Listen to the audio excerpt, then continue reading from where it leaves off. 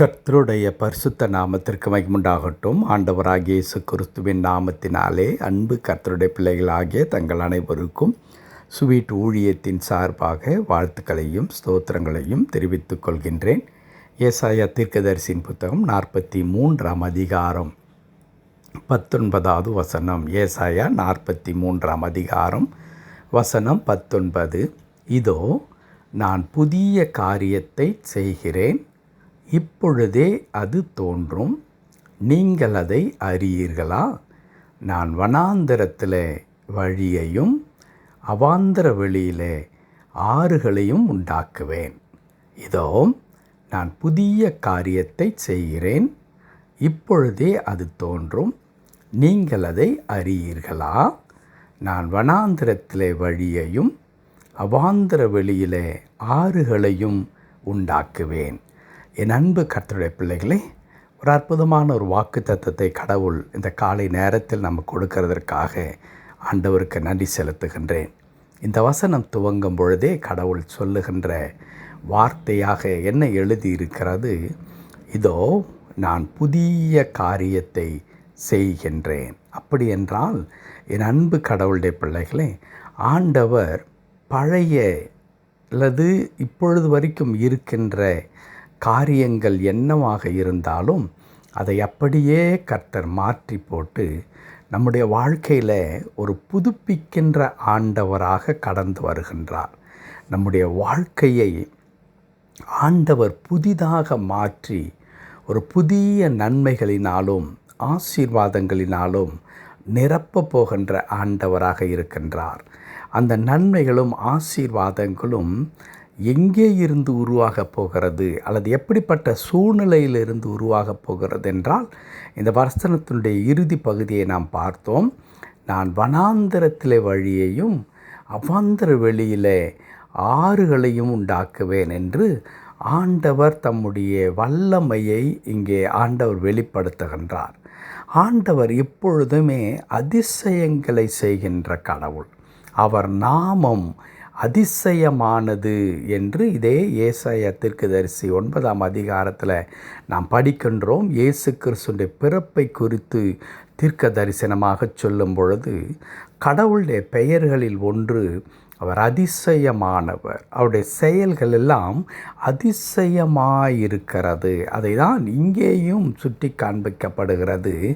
எப்படிப்பட்ட ஒரு அதிசயம் அல்லது எப்படிப்பட்ட ஒரு புதிய காரியம் நம்முடைய வாழ்க்கையில் உருவாகும் என்றால், இன்றைக்கு வனாந்தரமாக இருக்கிற வாழ்க்கை, இன்றைக்கு கேள்விக்குறியாக இருக்கிற எதிர்காலம், இன்றைக்கு அர்த்தமற்றதாக வெறுமையாய் காணப்படுகிறதான சூழ்நிலைகள் இருக்கிறதே, அந்த சூழ்நிலைகளை நம்முடைய ஆண்டவர் மாற்றுகின்ற கடவுளாக இருக்கிறார். பல நேரங்களிலே நாம் ஒரு முடிவுக்கே வந்து விடுவோம். இனிமேலா மாறப்போகிறது, இவர்களா மாறப்போகிறார்கள், இதுவா நம்முடைய வாழ்க்கையில் மாறப்போகின்றது, அல்லது இப்படிப்பட்டதான நான் எதிர்பார்க்கிற நன்மையெல்லாம் எனக்கு வருமா என்று நம்முடைய வாழ்க்கை நமக்கு ஏற்பட்டிருக்கிறதான அவ்வளவு நெருக்கடி போராட்டத்தின் நிமித்தம் நாம் ஒரு முடிவுக்கே ஒரு எல்லைக்கு வந்து விட்டிருப்போம். என்னவென்று சொல்லி, இதற்கு மேல் என் வாழ்க்கையில் நன்மை உண்டாவதற்கான அடையாளங்களோ சாத்தியக்கூறுகளோ ஒன்றும் இல்லை என்று நினைக்கிற இடத்திற்கு நாம் வந்திருப்போம்.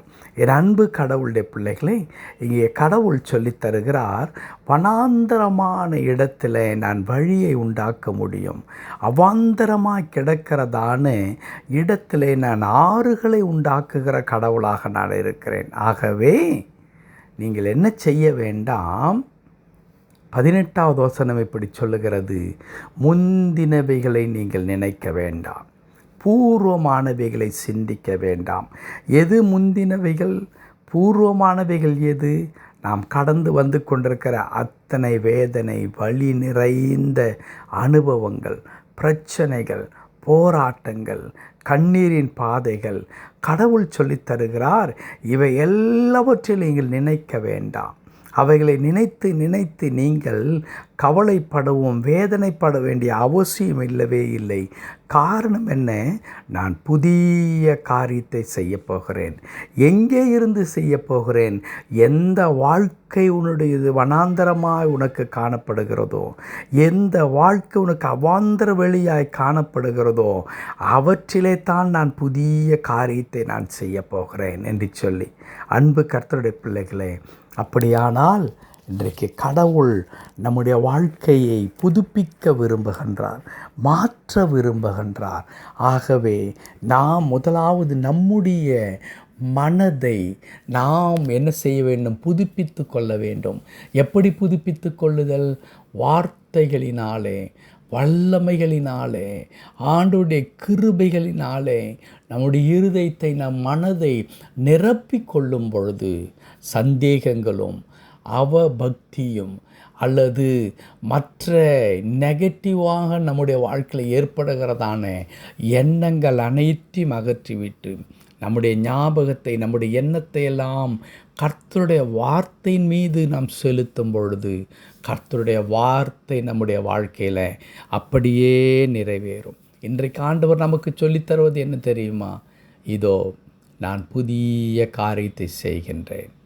வனாந்தரமாகி உன்னுடைய வாழ்க்கை அவாந்தர வழியாக இருக்கிறதான உன்னுடைய வாழ்க்கையை நான் மாற்றப் போகின்றேன். ஆகவே முந்தினவைகளை நீ நினைக்க வேண்டாம், பூர்வமானவைகளை நீ சிந்திக்க வேண்டாம். ஜெபிக்கலாமா? கிருபை நிறைந்த நல்ல ஆண்டவரே, உமக்கு நன்றி செலுத்துகிறோம். கர்த்தாவே, உம்மை துதிக்கிறோம்.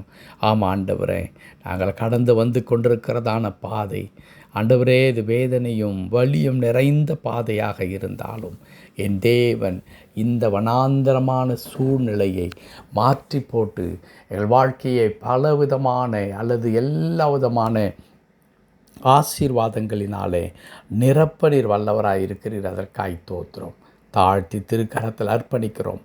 எங்கள் ஒவ்வொருடைய வாழ்க்கையை கர்த்தர் கண்ணோக்கி பார்த்து, ஆண்டவரே, நாங்கள் எதை பார்த்து பயந்து கொண்டிருக்கிறோமோ, எது எங்களுடைய வாழ்க்கையாய் மாறிவிடுமோ என்று நினைக்கின்றோமோ, அதையெல்லாம் அகற்றி புதிய காரியத்தை எங்களுக்குள்ளாய் செய்யும்படியாக நாங்கள் செபிக்கிறோம். அற்புதங்களை செய்யும் தொடர்ந்து பொறுப்பெடுத்துக் கொள்ளும். மீட்பர் நாமத்தில் பிதாவே, ஆமென், ஆமென்.